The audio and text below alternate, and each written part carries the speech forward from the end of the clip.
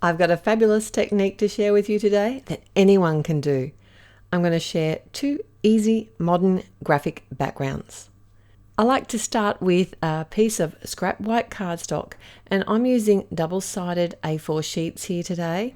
You can use whatever glue you prefer. You can even just use some liquid glue or even double-sided tape. I'm going to be adding 2 panels to my card. So the first card I'm going to do in sort of a triangular modern style. And I have decided to use a pencil to draw the lines onto the cardstock before I put the adhesive down, just to make it a bit easier for you to see what I'm doing. So I've removed the backing paper or the release paper from the double-sided adhesive sheet, and attaching that to the panel, I'm pretty much covering the whole panel.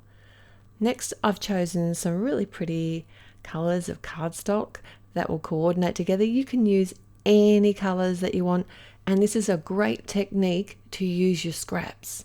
You could even use design paper here. So I've removed that second piece of release paper, and now it's as simple as just attaching the cardstock to the panel. Do make sure that you cover all of the corners, because nothing is more frustrating than missing the corners if you don't have enough cardstock. But it doesn't matter. If you do that, you can always add another color into the mix, or even cut your panel a little bit smaller. Now, for me, the easiest way to cut these panels down is to use just a pair of scissors. I've got a large straight pair of scissors, and I flip my piece of cardstock over, and then I can just cut away the excess card. If you are good with a guillotine, I'm not. If you're good with a guillotine, this would be perfect. So how cool is that? It's upside down. Not that it really matters. Right, so my second modern background effect is going to be almost like a sun ray. So I have a panel of cardstock. It's a bit smaller than the other one. It doesn't really matter what size you make the panels. You can actually cover the whole front of an A2 card. I've drawn the pencil lines again and added some of the double-sided adhesive. One of the good things, if you do prefer a liquid glue, as long as you don't add too much because you don't want your card to warp, but it does give you a little bit of wriggle room if you haven't got your cardstock quite right. I've chosen 3 similar colors.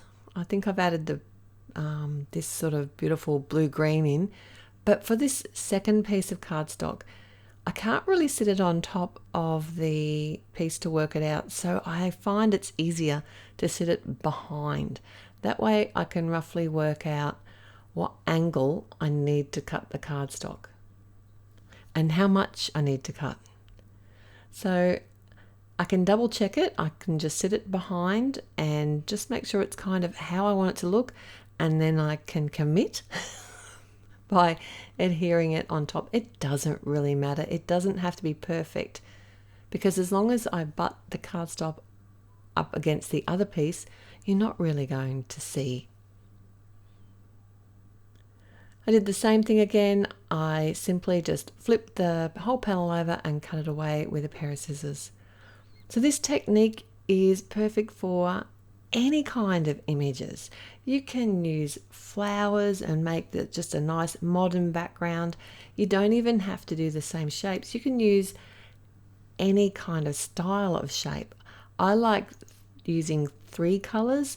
I think that works really well, but you can also do more of a monochromatic style, or even something nice and bright. Today I thought it'd be fun to do some nautical paper piecing. I didn't make you sit through all of that. And I just wanted to share that the Better Press Sentiments stamp, and I'm saying that in inverted commas, beautifully on just regular white cardstock. Now this set also has a coordinating die set to cut out banner dies, but I decided to cut it into strips instead, and now I've got some in my stash ready to go.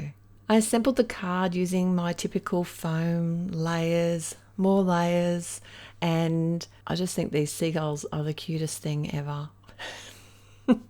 And perfect for the colours that I chose in the background. And the second design, I forgot to stamp my sentiment before I added the foam, but I just took the foam layer out of the back of the MISTI and it worked perfectly. I added my lighthouse. I did consider doing a little light up card here, and in fact I might do that next time I use this lighthouse.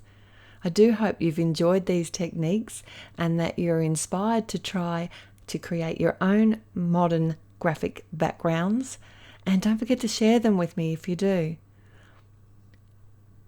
So let me know in the comments below which card is your favorite today, and if you've got any seagulls that you might want to add to your card design. All right, thanks for joining me. I have linked a couple more videos here for you, and I look forward to seeing you there. Click on the like button if you enjoyed today's video, and subscribe if you haven't already. Till next time, happy paper crafting. Bye.